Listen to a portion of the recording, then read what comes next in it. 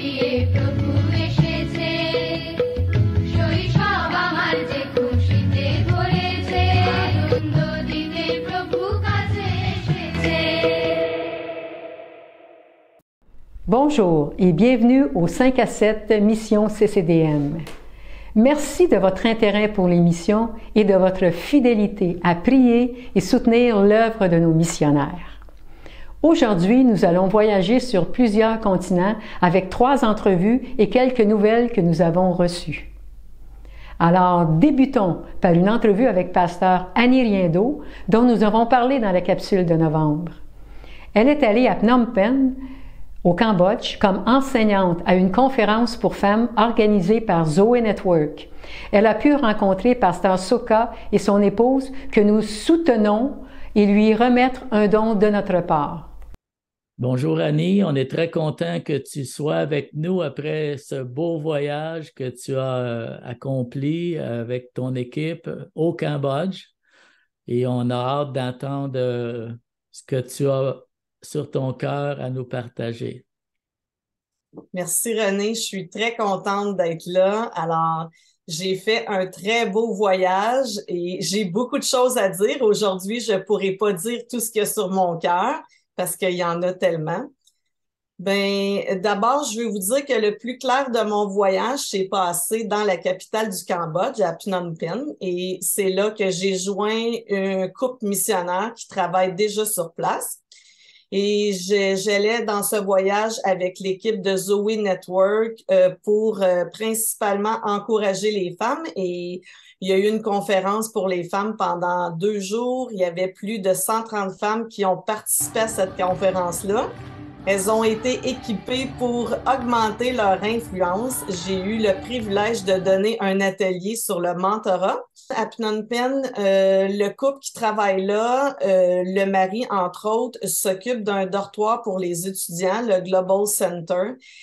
En bas, c'est un centre communautaire où on offre des repas et on offre toutes sortes de façons, toutes sortes de conversations pour apprendre à connaître Dieu. J'ai été vraiment touchée par l'impact que l'Évangile a sur les jeunes adultes. Alors, des jeunes adultes qui arrivent dans la capitale et qui n'auraient pas les moyens de se payer une chambre, trouvent le moyen de se payer une chambre et là, sont mis en contact avec Jésus qui transforme leur vie. Et après ça, eux, ils veulent transformer la vie de leur village, la vie de leur famille. Entre autres, j'ai rencontré Céline, c'est une fille dans la fin vingtaine, un petit peu au début de avant la trentaine, qui a été impactée par le message de Jésus et qui là est en train d'implanter une église dans son village. Pour l'instant, elle fait une église auprès des enfants. C'est les enfants qui sont touchés. C'est ses parents qui ne connaissent pas encore Dieu, qui lui prêtent leur cours pour faire chaque dimanche une réunion pour les enfants, puis est en pourparlers avec le chef du village pour pouvoir acheter un terrain et pour pouvoir construire une église. Et je trouve ça fantastique parce que elle a la faveur des gens de son village parce qu'elle est connue. J'ai vu un autre projet aussi avec Marina qui, elle, fait un club de soccer avec des enfants.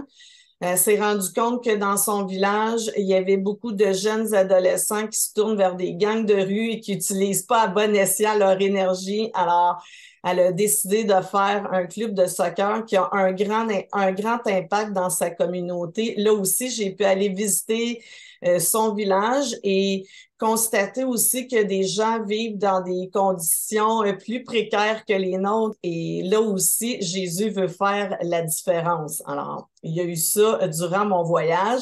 Alors, il y a toutes sortes de choses que je peux dire à propos de ça, mais je pense aussi que la mission, ça permet de sortir de notre connu, ça permet de voir l'Évangile avec des yeux différents, de voir que Jésus est le même dans toutes les nations et même quand on a l'impression que le langage, ce serait une barrière, on peut connecter avec l'esprit parce que pendant une des réunions, j'entendais la louange en khmer, puis je sentais la présence de Dieu, même si je comprenais pas tous les mots des chants qui étaient présentés. Alors, je crois qu'on communique avec l'Esprit, puis l'Esprit de Dieu est le même qu'on soit au Québec ou qu'on soit au Cambodge. Alors, je prie que vous ayez l'occasion, le privilège de faire un voyage missionnaire une fois dans votre vie. Je prie que vous continuez à prier pour les gens du Cambodge pour faire un impact. Je crois que le discipleship, les ressources qu'on peut mettre en place pour que les gens se développent, c'est à l'infini ce qu'on peut faire comme investissement. Alors, sur ce, je vous souhaite une bonne fin de journée, un joyeux temps des fêtes. Merci beaucoup. Pasteur Annie nous donne vraiment le goût de voyager et d'expérimenter un voyage missionnaire. Et nous vous invitons à prier à ce sujet afin que, si Dieu vous appelle, vous aurez la foi de répondre « Me voici, Seigneur, envoie-moi ». Lors des dernières capsules, nous avons suivi la mission de Roads of Success, dirigée par Yvette Isaac. En octobre, ils sont allés au Liban, en Irak et en Ukraine. Nous avons reçu ces quelques nouvelles très encourageantes qui racontent comment leur clinique médicale a produit des changements sociaux dans le village où elle est située, dans un camp de réfugiés au nord de l'Irak. Notre clinique à Sighi, en Irak, continue de prospérer. Non seulement notre clinique répond aux besoins médicaux immédiats, mais elle est devenue un signe de grâce et de l'espoir de Dieu pour les nations. La présence de la clinique a incité les responsables kurdes à apporter des améliorations à la ville, en nettoyant et en élargissant les rues afin que les gens puissent accéder à la clinique. Les jeunes de Sighi se sont sentis inspirés par les améliorations, se sont réunis pour aider à garder les rues et les cours propres afin de faire honneur à leur village. Donc, notre travail inspire les jeunes, les aide à développer leur caractère et leur maturité, tout en réduisant le désespoir et en renforçant l'espoir. Pour l'Ukraine, nous sommes heureux d'annoncer que le conteneur d'expédition est arrivé en Ukraine et est prêt à être distribué à Borova. Borova est une ville de transit où les femmes et les enfants attendent que leurs maris et pères reviennent de la guerre. L'envoi comprend 22 palettes contenant plus de 30 000 livres de fournitures, notamment des chaussures, des couvertures, des couches et des jouets pour enfants, etc. Nous sommes très reconnaissants envers les donateurs qui rendent notre travail possible. Le besoin est grand et nous comptons sur des donateurs comme vous pour pouvoir faire plus pour le royaume de Dieu. Maintenant, nous passons à quelques nouvelles de Pasteur Martha Das du Bangladesh avec Claude. Nous avons reçu ces nouvelles de Pasteur Martha en novembre. Elle se dit comme ceci. « Salutations au nom de Jésus. J'espère que vous allez bien et votre Église.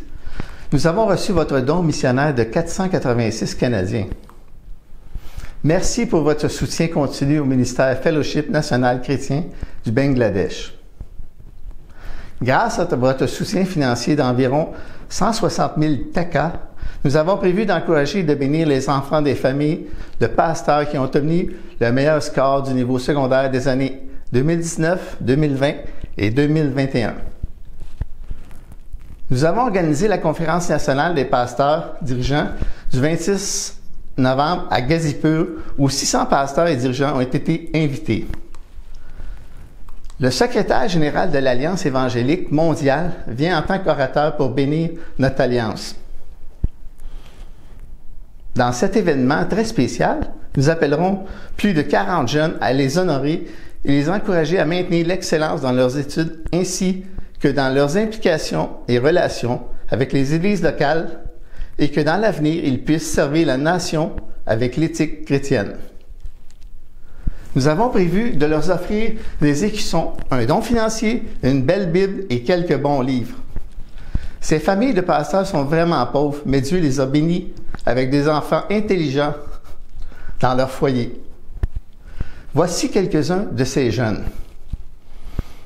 Nous prions et croyons fermement que ces jeunes se souviendront de cet événement et continueront à grandir comme des disciples de Jésus-Christ et à être des atouts à la communauté chrétienne et de la nation. C'est tellement encourageant de voir comment nos dons missionnaires peuvent influencer une nation. Non seulement nous encourageons les pasteurs, mais nous avons le privilège de semer dans leurs enfants. Maintenant, présentons une entrevue avec Léon Kojia et Camille, son épouse, que Pasteur René a connue à Pékin, en Chine, en 1991. Dieu les a appelés à retourner au Bénin, en Afrique, avec leurs 4 enfants. Ils ont établi un excellent ministère à Porto Novo, Bénin. Bien, bonjour, mon cher Léon et notre sœur Camille. Ça fait déjà un bout de temps depuis notre dernière rencontre en Zoom. Et on voulait avoir de vos nouvelles, savoir qu'est-ce qui se passe, qu'est-ce que le Seigneur fait chez vous au Bénin. Alors, je te laisse la parole. D'accord. Bonjour, Pasteur René, et bonjour, chers frères et sœurs et du Carrefour chrétien de Mescoutin. Nous sommes vraiment bénis d'être parmi vous parce que vous nous avez adoptés et nous avons reçu de votre amour à travers le soutien que vous nous envoyez. Donc, c'est pour nous une grande bénédiction et de faire partie ainsi de la famille CCDM. Et nous continuons ici dans le ministère de la parole. Donc, ici, la plupart des gens ne savent pas lire ni écrire. Donc, ce que nous faisons, c'est que nous les encourageons et nous leur enseignons la parole afin qu'ils puissent, que leur foi soit basée sur la parole et non sur les fables, sur ce que les autres disent.